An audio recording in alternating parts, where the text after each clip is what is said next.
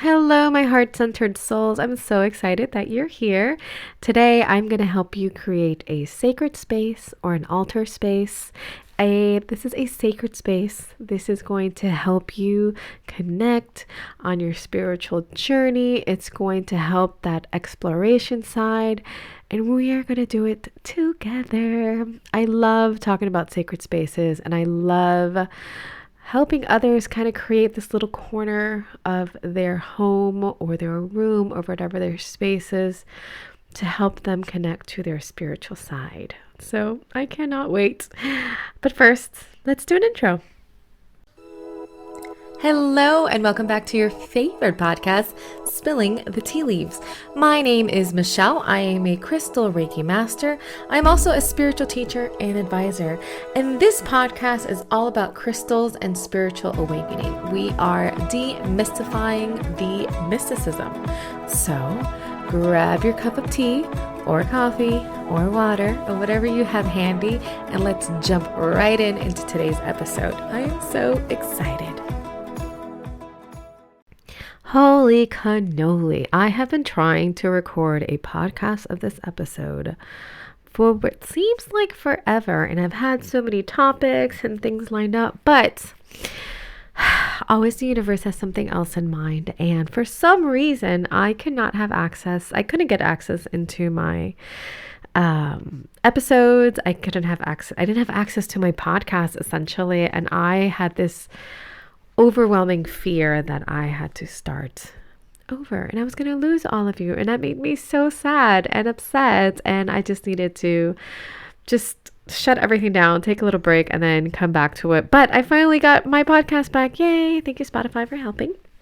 So it's been a crazy few months. This summer, summers are usually really difficult for me because I have my daughter and she's home from school, and which I really try to prioritize spending time with her versus working and creating this podcast, and just take some time to self-reflect. And I have been going to therapy, which is something that I always advocate for. Mental health is important. So if you are in need of a mental health care professional, I highly encourage you to do so. I have been dealing with a lot of stuff from my past, and while it's great to have that spiritual experience and exploring things sometimes that can be led through trauma, there's certain techniques and skills that we need an actual professional to help us maneuver through. So I'm really, really excited that during the break, I have been really prioritizing my mental health. And if you are on the same boat as me, I highly encourage you to do the same thing as well. And even if you feel like you are perfectly healthy and okay and everything's amazing, I always recommend people should have a therapist. It's somebody else to talk to that's outside, right? It's somebody that doesn't have a horse in the race, that the most important thing for them is your health. So super cool for me. I love it. Okay, so let's jump into today's episode, which is sacred space. Now, sacred space is a term that I'm sure you've heard so many times, especially if you are into the spiritual books, if you are on social media looking at the hashtags. By the way, Instagram has been a flipping joke. I'm so disappointed in them. I have not been posting on Instagram because they have just throttled small business owners until like oblivion. So I don't know. I'm going to be posting more on my website. So please make sure you're subscribed. RememberLoveHealing.com. I may continue on TikTok. I don't know. That's making short content video is kind of exhausting when you're trying to balance everything else in life. But anyways, I digress. Sacred space. All right, now picture this. There is this serene corner in your home or your room or wherever you are.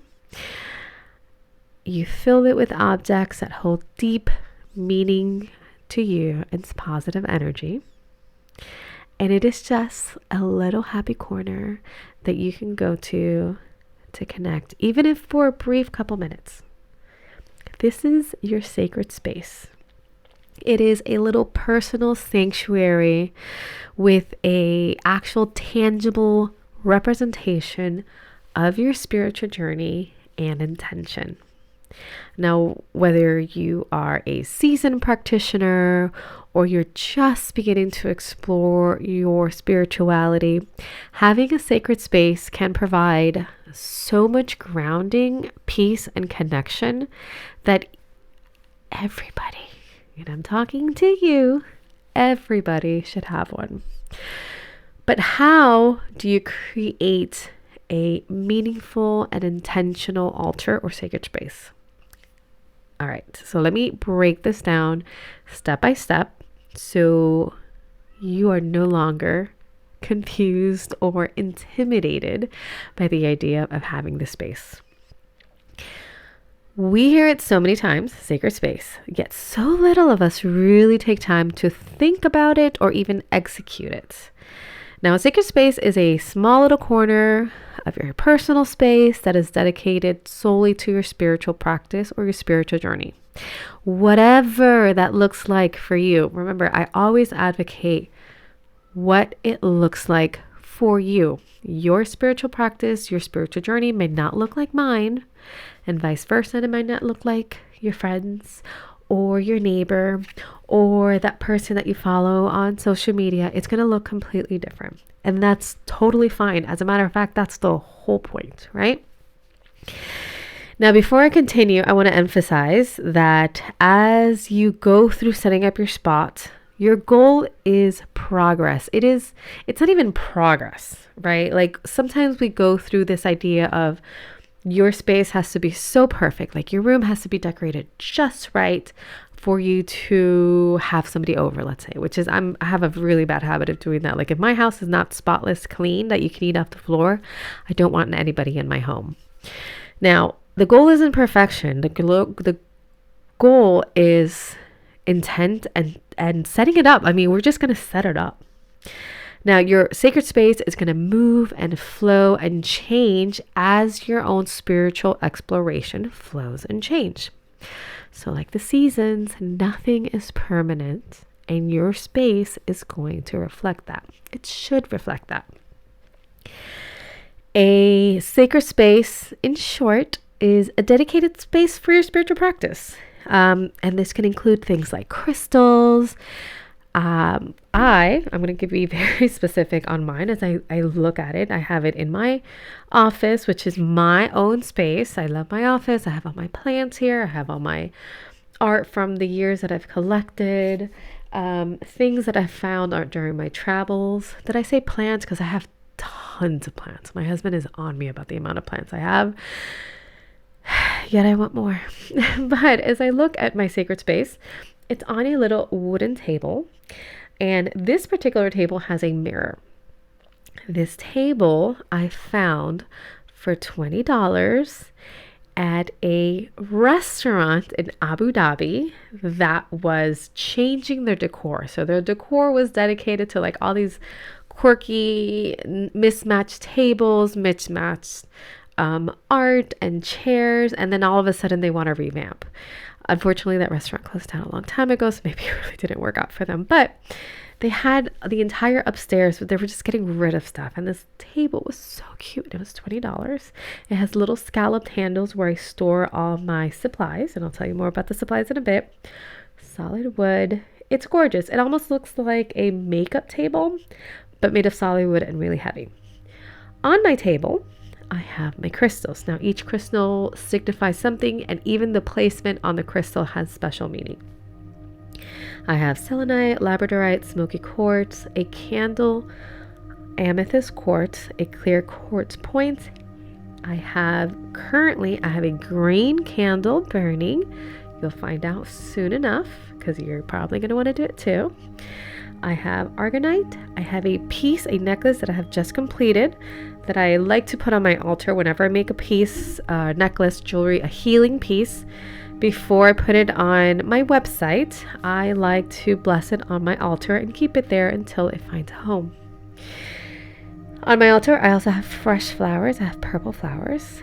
I have a bell, and this bell for my entire life, I've used bells as a way to cleanse the area, almost like a singing bowl. Now, this bell was given to me by a friend a few years ago when I lived in Ecuador. And I have pictures of my ancestors. So I have my great-great-grandfather, my great-grandmother and great-grandfather, and my grandmother. Also, on this table, I have a small little Buddha that I picked up in Thailand that was gifted to me by a monk. And I have 3 very, very expensive dishes or trinkets from France that I purchased at a thrift store for £4. It's a blue one, a yellow one, and a pink one. And these trinket bowls, they are from an area in France called Limoges. I got it for £4. Somebody must have not realized what they had. I picked it up because I thought they were so pretty, have little gold bees painted on it. I looked them up online. They're worth about $200. And my husband's like, oh my God, that's so cool. You should totally sell it. And I was like, no, this is going on my altar space. It's going to reflect a special meaning for me, the finer things in life, and dedicate it to my ancestors to know that their prayers have helped me up and that we deserve nice things, right? So that is my space. Oh, and I also have some candles, a little votive purple candle holder. So that's my sacred space. And I described it to you fully so you can get an idea of how it's going to look completely different to yours. Now, I do want to talk about the difference between an altar and a sacred space. Many practitioners of different faiths use this term interchangeably. I use this term interchangeably. You may consider this too, or you may not want to use it interchangeably, depending on what your belief is and what your spiritual exploration has led you to up to this point. But I'm going to give you the definition of the altar officially. An altar is a raised area in a house of worship where people can honor God with offerings. It is prominent in the Bible as God's table, a sacred place for sacrifices and gifts offered up to God.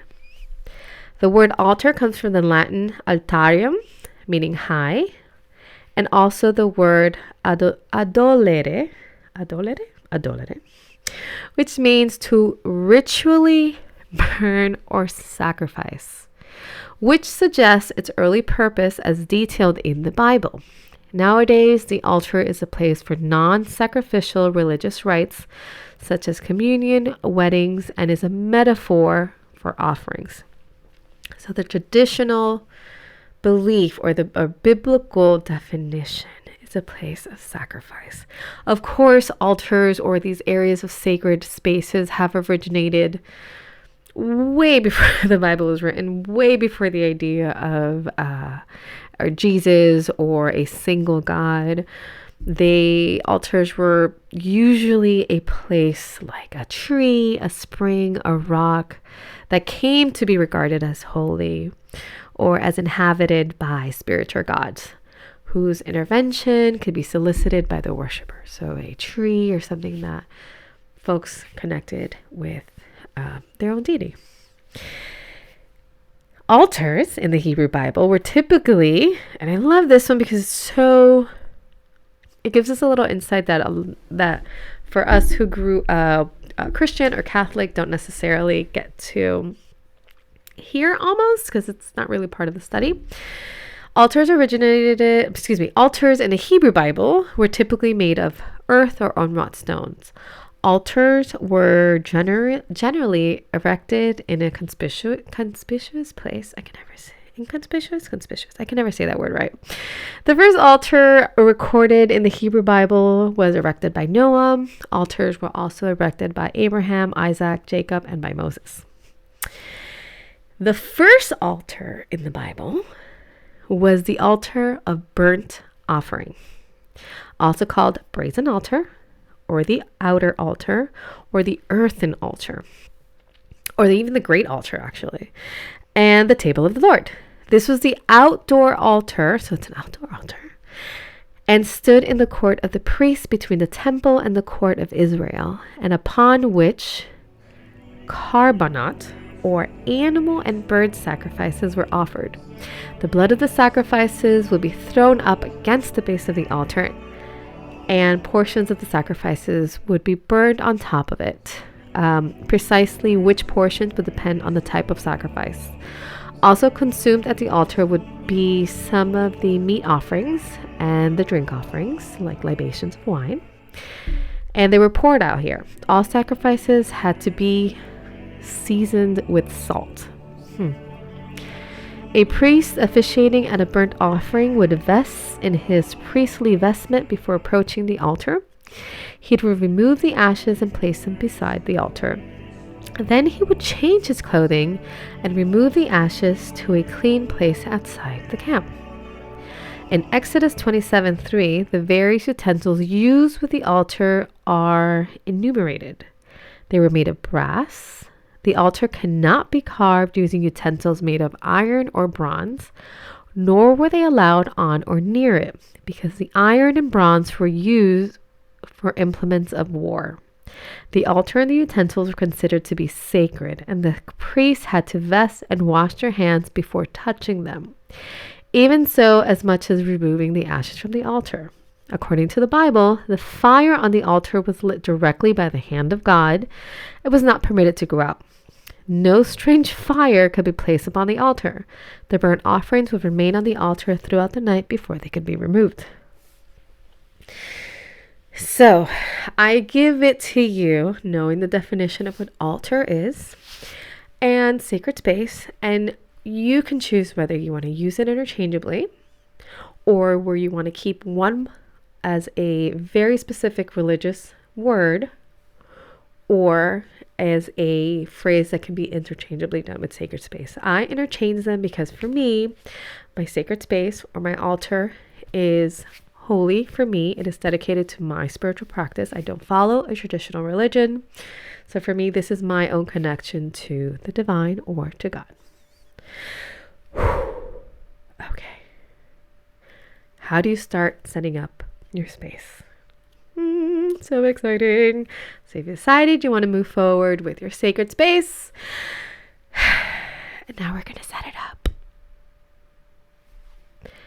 First, find a special spot in your home that resonates with you. Like I mentioned, my spot is in my office. It's a place where I always am, and I feel supported when I have my space behind me. Some folks keep their space in their closet so that it offers a bit of privacy to them. I've seen folks have sacred space in their pockets, which I think is kind of cool. It's almost, I've seen them in like cigar boxes, like a nice pretty wooden box maybe. They keep their tools inside and they bring them out whenever they want to feel that connection.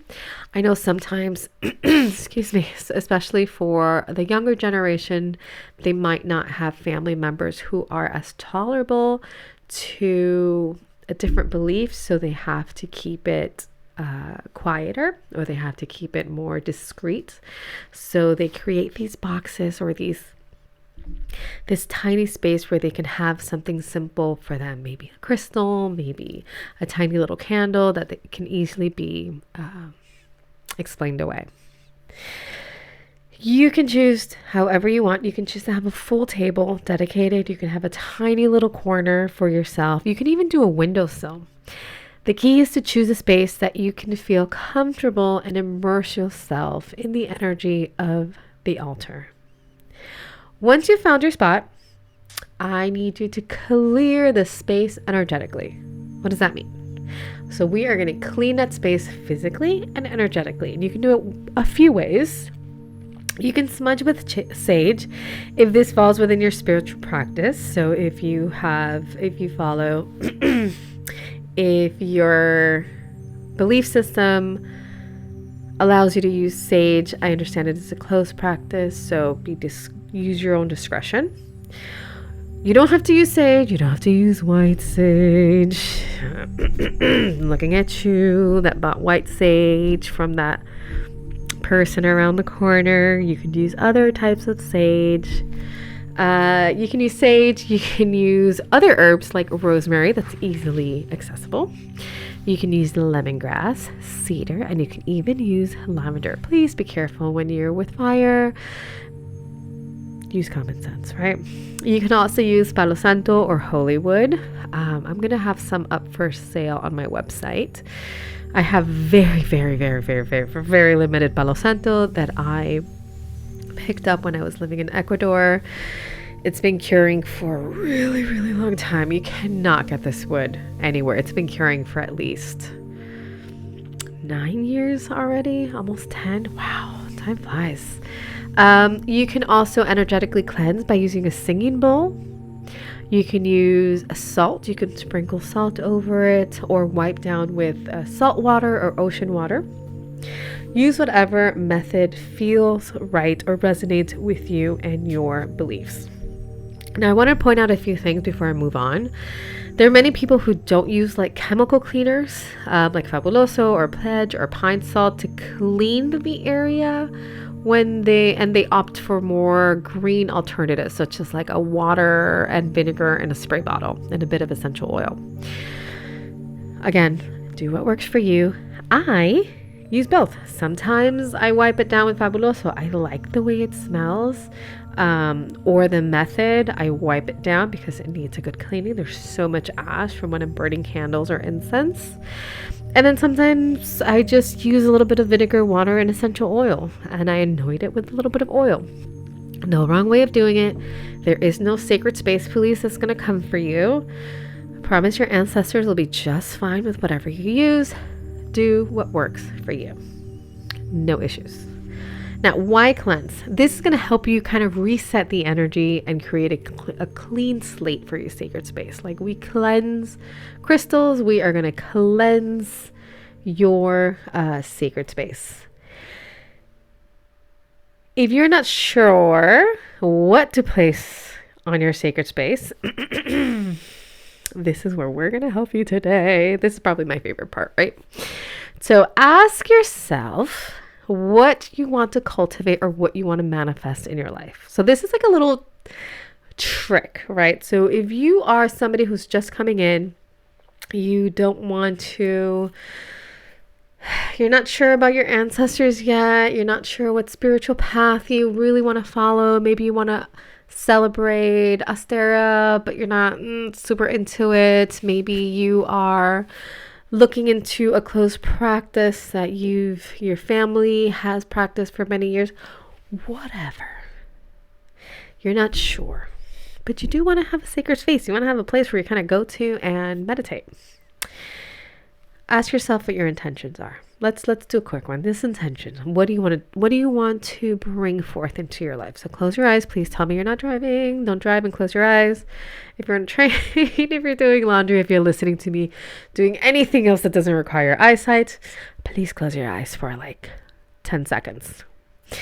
Ask yourself what you want to bring into your life. It could be anything. You don't have to tell me. You don't have to say it out loud. Just picture it in your mind. For some, it may be love, other financial abundance, healing, or spiritual growth. Use this theme in your head once you got it.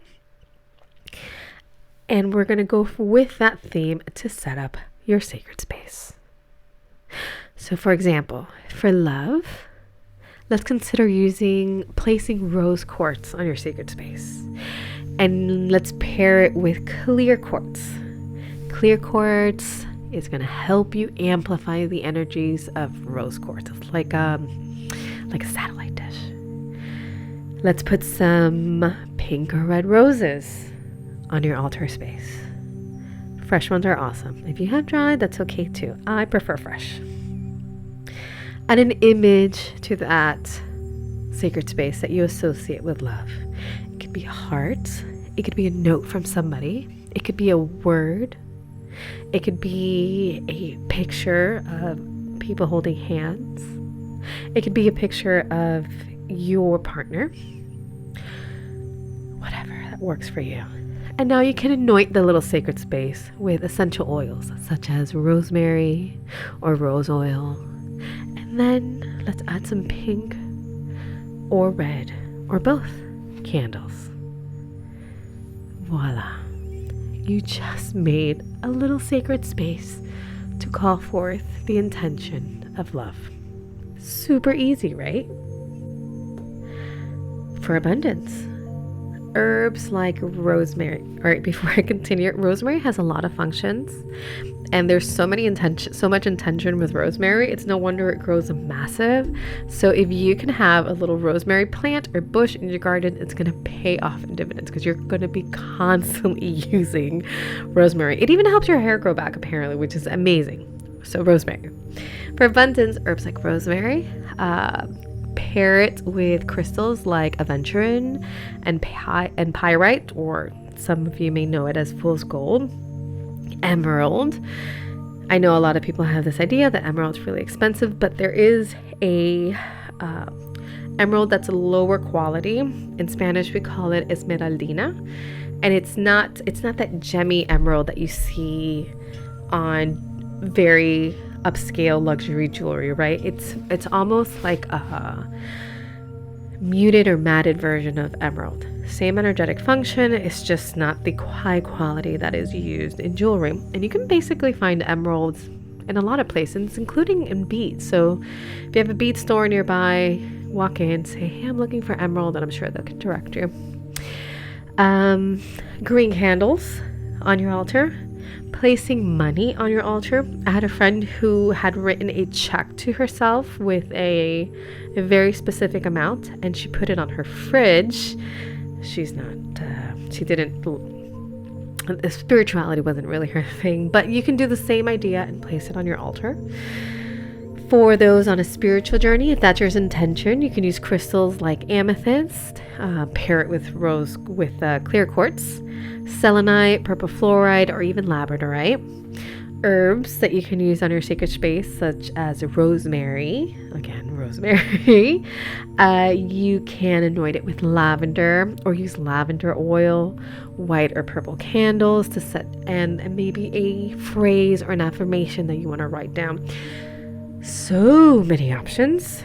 Don't limit yourself, but the more, if you have your word or what you want to manifest with the intention in your life, use this as a guide to set up the early stages of your sacred space. Now, where do you place the items? Do you place it on the left or do you right? It goes back to your spiritual beliefs and your exploration. For some people, inviting things down or the positive energy is reflected by the north.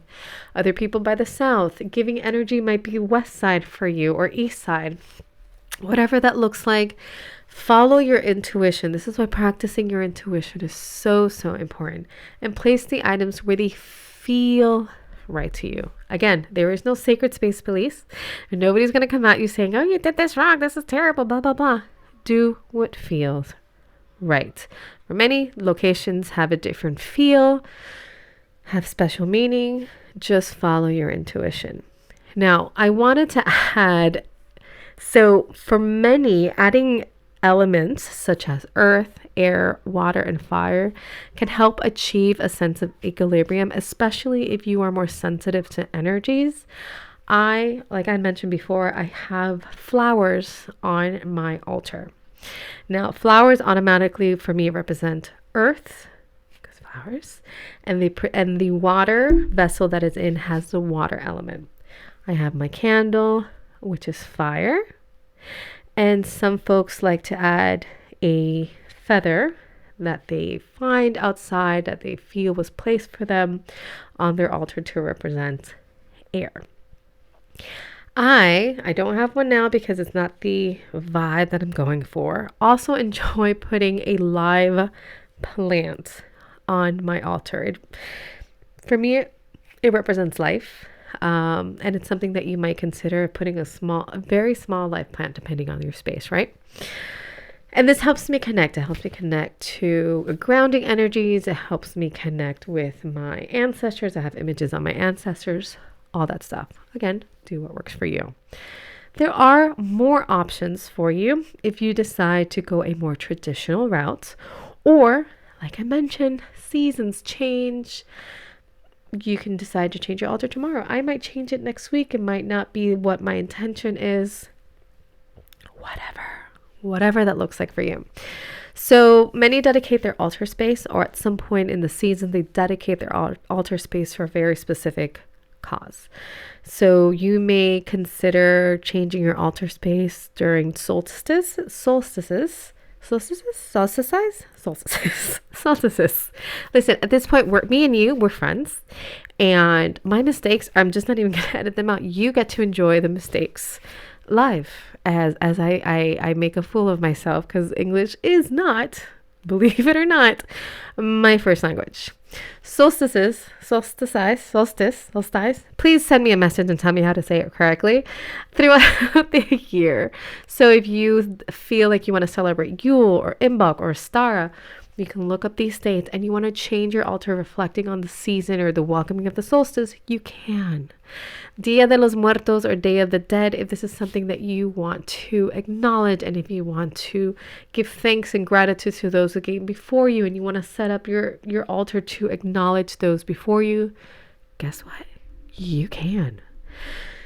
Closed practices. I do want to make this very, very clear. Closed practices such as Santeria, 21 divisions, or Voodoo, a lot of them have very specific requirements when creating altars or dedications to their orishas or their saints. Please go to somebody who knows what they're doing. Or I have heard many people say you shouldn't upset this saint, you shouldn't upset this orisha. I'm not practicing. I do not know. I love reading about it. I find it so interesting. It's not something that I don't practice. I just simply don't practice. Again, it's part of my heritage, so I do enjoy learning about them. But again, it's not something that I go say, hey, go ahead and put sunflowers for Oshun and she's going to bless you. A lot of them have very specific requests, and it is believed that if you don't do it right, you may upset some orishas or some saints. So proceed with caution. So yeah, I cannot wait to see your sacred space. If you want to send me a picture, I would love to see it. You can tag me on Instagram, because I still go on there occasionally.